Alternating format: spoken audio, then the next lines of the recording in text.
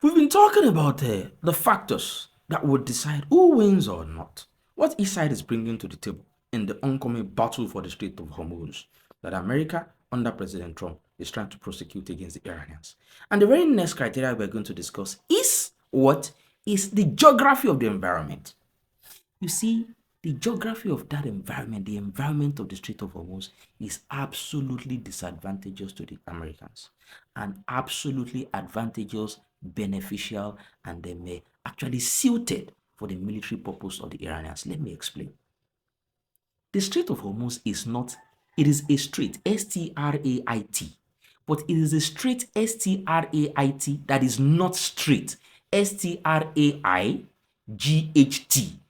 It is a strait that is not straight.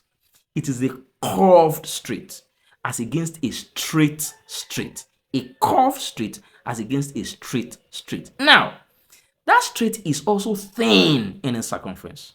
At the maximum 21 miles, as in that is the shortest dimension across the strait. To make matters worse, shallow waters on this end, shallow waters on the other end. And then deep water in between. Deep water is the only part that huge tankers, the VLCCs can actually pass. So essentially, it is like a two-lane street. One lane ingress to come in, the other lane ingress to go out. So essentially, every ship that comes into the Strait of Hormuz and goes out is trapped. There is no room for maneuver. It is essentially like a road that has just two lanes, as against wider and larger roads that have 6 lanes on one side and 6 lanes on the other. It's just one lane in, one lane in, one lane out. So even if military trains, if military ships come in, they have to follow that, dual lane arrangement. And because of that, their paths are perfectly predictable. And that makes it absolutely easy for the Iranian guys to take them out as they so wish, because they are locked in, they are trapped. Do you understand? So another problem that they have is the adjoining geography. Most coastal areas are areas that abut water. They abut the sea, they abut the oceans, they abut the islands. Coastal areas usually are made up of soft sand, like the Bar Beach in Lagos, soft sand. But very unusually, the coastal areas that abut the Strait of Hormuz are made of rocks. They are not just rocks. They are rocks that contain a lot of caves, a lot of ravines, a lot of deep gullies, a lot of, valleys, a lot of depth, a lot of perfect natural places where those Iranian commandos and naval fighters can hide themselves and their weapons. So essentially, they can see the Americans as they are approaching from A and from C, but the Americans cannot see them inside their caves. One of the worst scenarios that can happen to a fighter, is that when you cannot see your enemy or your adversary, but your enemy can see you, that is big trouble. Another important, factor that is going to be deciding how this war goes, the battle for the Strait of Hormuz, is the kind of weapons each side is bringing to the battle. You see, the Americans are coming in with advanced but legacy dated weapons. Some experts will say that America is fighting this war with 20th century weapons. The legacy weapons that were used to fight the Cold War, the legacy weapons that were used to fight World War II. Do you understand? While Iran is fighting this war with 21st century weapons, a century younger, weapons that are smaller, weapons that are more carryable, more handleable, more individualized, and weapons that are by far more cheaper. I'll give you an example of some of them. For this battle, America is coming in with the amphibious ships. They are coming in with the aircraft carriers, very massive. Because they are massive, they are easily targetable. It is very easy to paint targets at their backs because they are huge. There's a lot to hit, there's a lot to puncture, there's a lot to drill, and there's definitely a lot to sink if those ships take water. The Americans are also going to be coming with F-35s, the advanced fighter jets, the one the Iranians have taken a shot at. I'm sure you saw that video of mine, recently. The ones Iranians essentially have the heat signature and they can now take out at will. They are also going to be coming with Apache and Chinook helicopters that are going to be flying low altitude. Because of that, they become easy targets for the Iranians.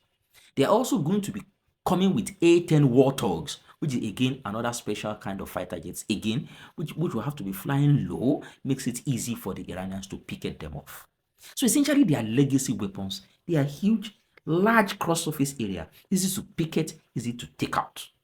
However, the Iranians are going to be coming with small, handleable, but by far more devastating weapons. Let me give you some of them. One of them are what? Are small torpedoes and submarines. Not the huge ones that the Americans are coming with. Small ones that are difficult to pick by radar because their cross section is very low. In fact, some experts are saying some of those submarines are already hidden on the seabed of the Strait of Hormuz, waiting to do damage. And no acoustic weapon, no acoustic radar has been able to pick them up till now. At least the Americans have not reported that.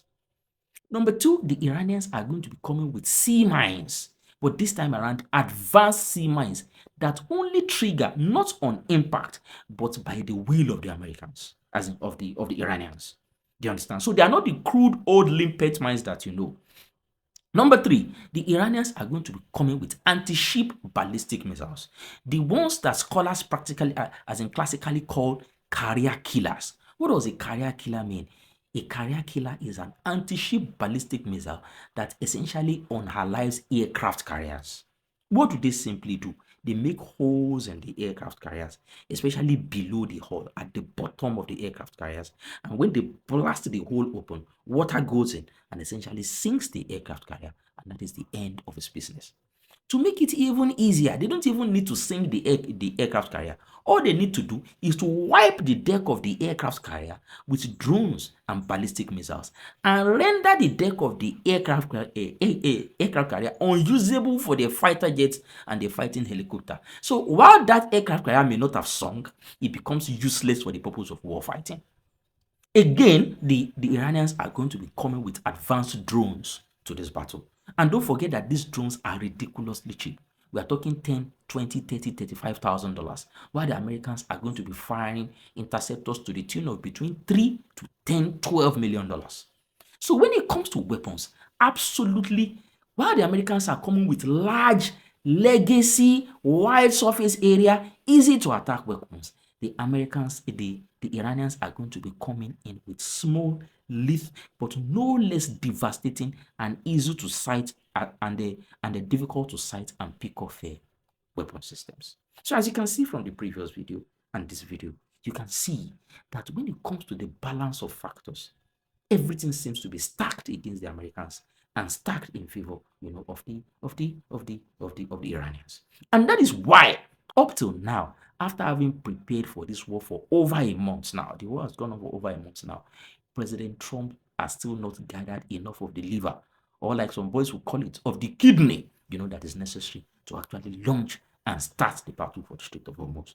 Because it's looking here and there and looking at how it can make things easy, how it can, change the fixtures, change the prospects of the war theater in favor of his American fighting team, which is not looking good, frankly speaking, from the perspective of experts. Thank you very much for joining me on this video. We are going to move to the next one. Again, don't forget to like, to comment, to share, to follow, to subscribe, and please ask your questions and I'll gladly answer them. Thank you very much. See you in the next video.